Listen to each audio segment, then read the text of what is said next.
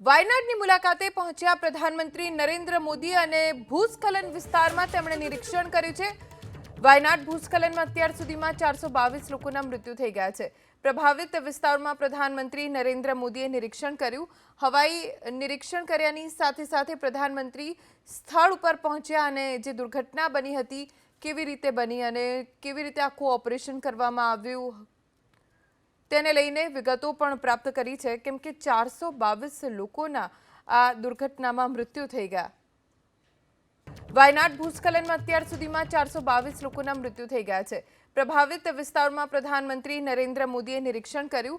હવાઈ નિરીક્ષણ કર્યાની સાથે સાથે પ્રધાનમંત્રી સ્થળ ઉપર પહોંચ્યા અને જે દુર્ઘટના બની હતી કેવી રીતે બની અને કેવી રીતે આખું ઓપરેશન કરવામાં આવ્યું તેને લઈને વિગતો પણ પ્રાપ્ત કરી છે, કેમ કે 422 લોકોના આ દુર્ઘટનામાં મૃત્યુ થઈ ગયા।